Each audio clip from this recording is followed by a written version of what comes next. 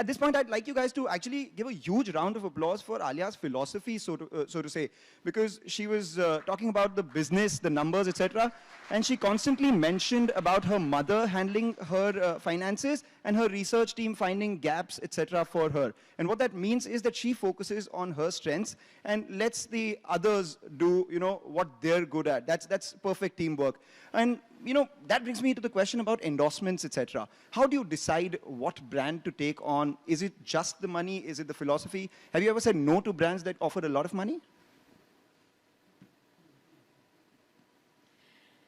It's the values. It has to make sense. It has to match. Like at the end of the day, I will not wear an outfit also that I feel is not going with my personality. So why would I endorse a brand that I don't believe in or that I don't feel like, okay, I would make sense being the face of.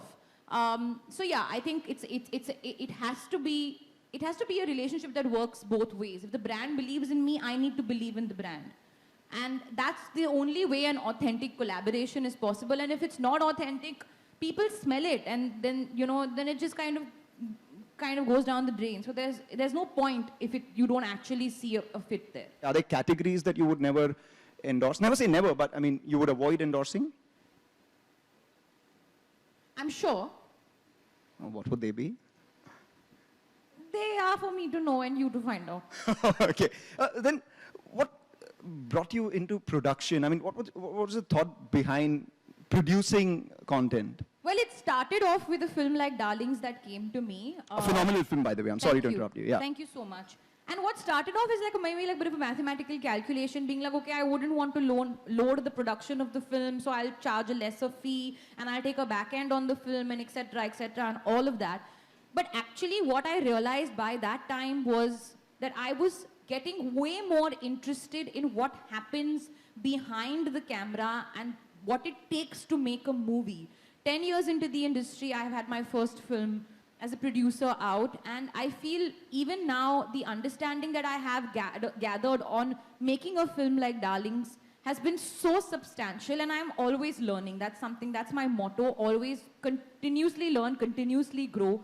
Always ask the questions, because you don't have all the answers. No one has all the answers. Even Bill Gates doesn't have the answers. That's exactly why I said you guys should clap. Always learning, always asking questions, always delegating it to the experts.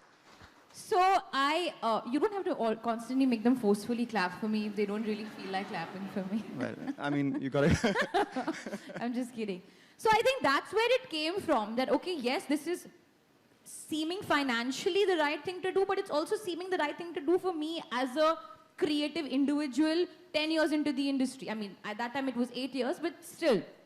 And then began the process, and it's something that I've had such a lovely, fun experience doing, and now the endeavor is I'm still a boutique production house. It's not like I'm going to be churning out content, but I will set out a certain goal, like, okay, I would like to develop a show, a movie, a podcast, whatever it is. I want to put out content that I think connects, has an emotional core, which is extremely high, and yeah, and I want to be a part of the filmmaking process behind the camera and not just in front of the camera. That always makes you a better artist in front of the camera as well, if you know what's going on behind it. Final, business-related question, so to say. What are the future plans? I mean, you've invested in Foolco, there is Edamama, there are all the other investments that you have, etc. Is there any particular category that you're looking at? I think what I'll continue to do is look for the gaps and try and fill them. Like, as simple as today, I launched maternity. Maternity. Okay. So exactly, what started off as a gap in my wardrobe turned out to be a whole maternity line. And in fact, even today, I'm wearing my own maternity line because these are really comfy lounge pants. Okay, they're really comfy. What's the brand? Edamama. Okay. Maternity wear. So this is like my lounge pant and like a lounge set, but the lounge layer was not making any sense. It was looking like I was coming to lounge at the Forbes event, so I paired it up with this blazer, which is not mine. Okay. But basically, that's what I discovered, is that the maternity wear, which I was seeing, was just it had a certain style, which was just like screaming maternity. I was like, okay, I want to bring my own style into it, which is what I did. So that has been one of the exciting things.